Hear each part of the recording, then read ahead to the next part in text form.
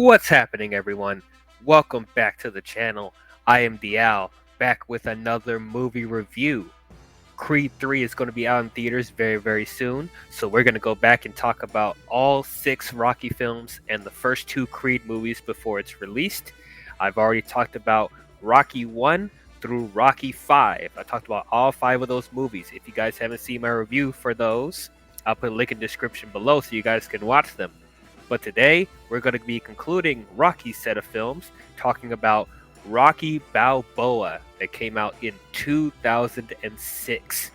Let's get into this. So at this point, I was done with the Rocky franchise. After the disappointing Rocky 4 and Rocky 5 was just bad, I kind of thought the franchise was dead. So when I heard that Sylvester Stallone was coming back for a 6th Rocky film, 16 years after Rocky 5, I was like, why? Why are we trying this again? There's nothing else you can get out of this franchise at this point. Will anyone even care about another Rocky film? Also, Stallone was in his 50s at that point. How are you going to convince me that he could just get back in the ring and compete at the age he is now? This felt like such a desperation move from Stallone. I had no interest in seeing this movie. I didn't go see it in theaters. I ended up eventually just watching this on cable. I saw it on one day and I was like, okay, well, let's just see how bad this movie actually is. I have nothing else to lose. My expectations were really low at this point. And after watching it, I gotta say I was completely wrong about this movie. Because Stallone ended up making the best Rocky movie since the original. This movie was great. I was shocked how good this movie was. Sylvester Stallone found a way to recapture the magic again after 16 years. And in many ways, this felt like an apology to Rocky 5.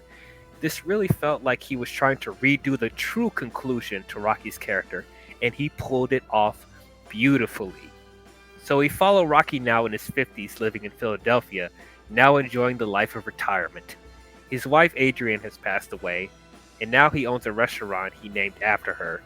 But Rocky is having a very difficult time letting go of Adrian and all of the loved ones he's lost over the years, to the point where Rocky doesn't feel fulfillment in life anymore. On top of that, Rocky is trying to mend his estranged relationship with his son Robert, who is now an adult. Meanwhile, we follow the current undefeated boxing heavyweight champion of the world, Mason Dixon, who is constantly getting mocked by sports fans everywhere, believing that his fights are rigged because none of his opponents pose a real challenge to him. That's when ESPN broadcast a virtual fight simulator between him and Rocky, predicting that Rocky would be able to defeat Dixon easily. That's when Dixon's promoters try to set up an actual exhibition match between the two, and Rocky eventually decides to come out of retirement. What I loved about this movie is that we're back to being a character study again. We're taking our time to follow Rocky and all the people around him. They were attempting to get back to the drama roots in 5, but everything felt rushed and haphazard. But not in this. We actually are invested in Rocky's journey, and we're once again exploring the community of the modern day Philadelphia, which I loved. Speaking of modern, Stallone did a good job bringing Rocky into the 21st century. This movie has more of a modern sensibility to it, even with the way they broadcast the fights, like they use HBO Sports and stuff like that, but it still kept the essence of the previous Rocky movies. I thought Stallone was fantastic in this movie. It was very interesting seeing an older, more weary Rocky in this film. You feel like this is a Rocky who has been through so much in his life and lost so much along the way. It's heartbreaking to watch him try to come to terms with that now he's alone, he's not on top of the world anymore, but his spirit was never broken. He manages to make it through life regardless, appreciating the little things in life, and make the best out of his situation. But this movie also has a good lesson in that you're never too old to still follow your dreams. I was very reluctant to see Stallone get back in the ring in this movie. Like, I thought he was too old, you know. I almost felt like it was going to be a Kingdom of the Crystal Skull type of situation. But somehow they still may be invested in his journey of trying to get back into boxing and trying to get a boxing license again, regardless of his age and his physical condition, you know. One of my favorite scenes in the movie is when he's confronting the judges and them rejecting his boxing license, even though he's passed all the tests. You know, I love that. You know, he's still fighting for his dreams at his age. You know, he's doing whatever it takes to get back. You know, to get back there one more time. And I ended up, being really invested in him. You know, one of my favorite lines that he says in the movie, he says to Robert later in the film. He says, "It doesn't matter how hard you hit. It matters how hard you get hit and keep moving forward." I love that line. And that pretty much is the main theme of the movie. And then let's talk about Rocky Jr., Robert, played by Milo Ventim- Ventimiglia. I know I botched his name, but it's Peter Petroli from Heroes. I thought that was a great casting. Like, he looks so much like Sylvester Stallone. I thought that was great casting what they did for Robert. But I even liked the dynamic that Rocky had with Robert in the movie. You know, because now that Robert's all grown up and trying to make a life of his own, and now that Rocky's trying to get back into boxing, like, Robert feels like he's, being overshadowed by his father, and it's like he's living under the shadow of his father because of him coming out of retirement. And so, like, you feel like he also has a chip on his shoulder, being like, I can't fully make a life of my own because I'm always going to be reminded of my father. So I did think that dynamic between Robert and Rocky was very, very interesting. It was nice to see them eventually, mend things with one another, fixing that estranged relationship that they have with one another. Because, with Rocky and Robert's relationship throughout the previous movies, that was one of the biggest focal points of the franchise. So I'm glad that was still here in this movie. I also like that they brought back a character from the first movie, Marie, played by Geraldine Hughes. I thought she was great.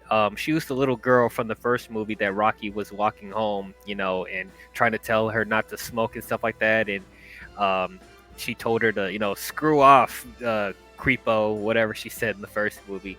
Like, they actually brought her back as an adult, and now she's a mother. And I thought she was really good in the movie. This was a really good way to do a callback to the first film. And she actually was important to the story and, Rocky's development. So I really like the chemistry that Marie had with Rocky throughout the film. And I also like Marie's son, Steps. We didn't get that much development from him in the movie, but, I did still like, the scenes that he had with Rocky. I still thought it was pretty nice.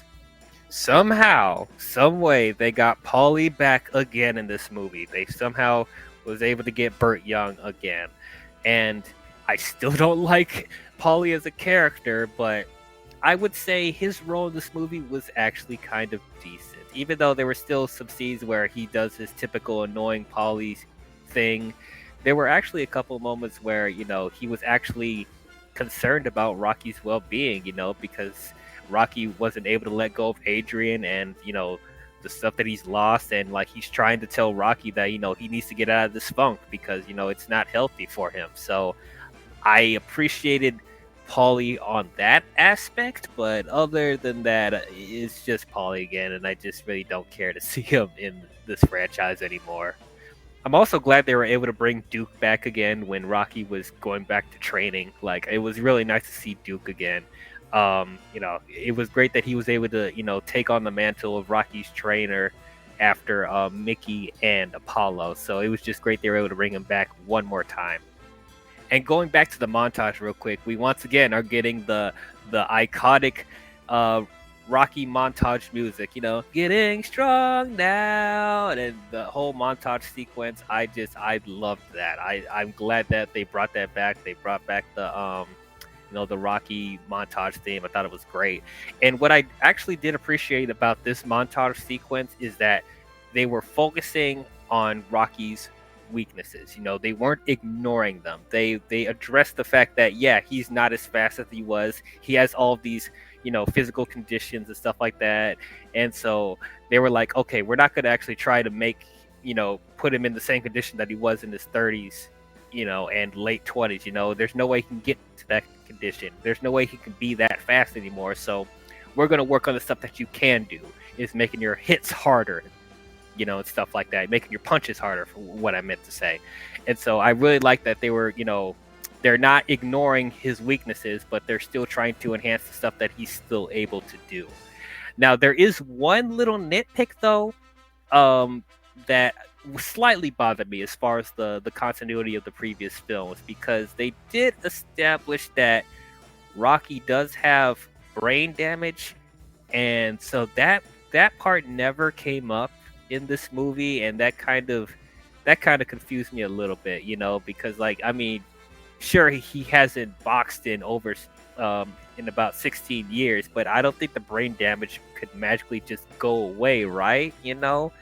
I still think that would be a concern with him going back into the ring. So that part I was like, they should have went into that a little bit more. But other than that, I thought it was fine. Now, as far as Mason Duke, played by actual boxer Antonio Tarver, I thought he was pretty solid. His acting was fine. It wasn't anything great, but it got the job done.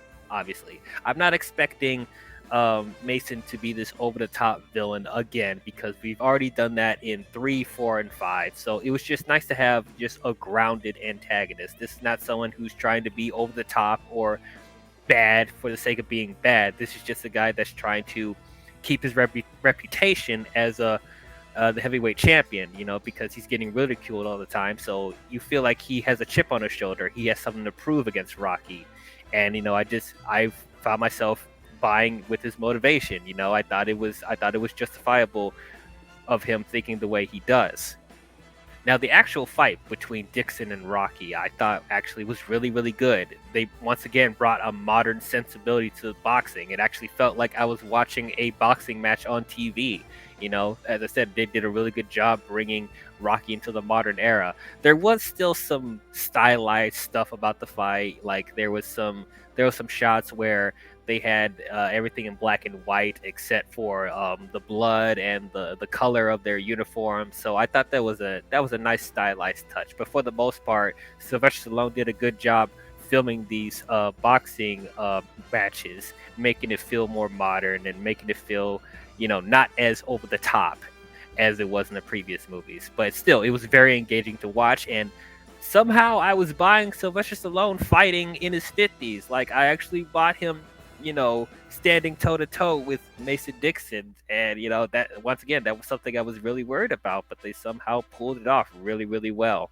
And they actually ended up not having Rocky win the fight at the end. It ended up being a draw. I thought it would have been a little too much if they had Rocky come out of retirement and ended up beating the heavyweight champion of the world. Like, I didn't feel like that would be too realistic. But so I'm glad that they didn't, make Rocky this triumphant hero again, because, that's not how he is now. They also missed an opportunity to play Eye of the Tiger when he was coming to the ring. I'm surprised they didn't bring that back. I feel like they did miss an opportunity with that. It would have been great to hear Eye of the Tiger again in that movie, but it's fine. They wanted to play some Frank Sinatra because Paulie did it, and of course Paulie got to do stupid shit like that. But Frank Sinatra, you can't go wrong with Frank Sinatra, I guess. But yeah, overall, I thought this movie was great. I didn't think they will be able to recapture the magic of the original movies, but they somehow did. 16 years later, they still was able to make such a good movie, and this ended up being one of the best Rocky films in my opinion. I thought Sylvester Stallone was great once again as Rocky. I thought Milo as Robert was really, really good. I thought Geraldine Hughes as Marie was great as well. It was great that they were able to bring that character back from the first film. I love the modern sensibility they brought to Rocky as far as how it's shot and how the boxing fights were executed. I thought Mason Dixon was a pretty solid antagonist. I love the life lessons in this movie. All around, this was such a beautiful film. It was such a great comeback for Sylvester Stallone and the Rocky franchise as a whole. So overall, I'm going to give Rocky Balboa an A-. But yeah, those are my thoughts on Rocky Balboa. What did you guys think about it? Did you guys love it? Did you guys hate it? Did you guys think it was okay? Comment your thoughts down below and let me know. So yes, we have finally finished the Rocky films. So the next film I will be covering is Creed. So tune in for that when it comes out. But if you guys enjoyed this review, please don't forget to leave a thumbs up and subscribe to the channel. And please hit the bell if you want to be notified on future videos I'll be doing. But that's all I have for you, Rocky fans, and I will see you guys next time. Talk to you guys later. Yo, Adrian. We did it.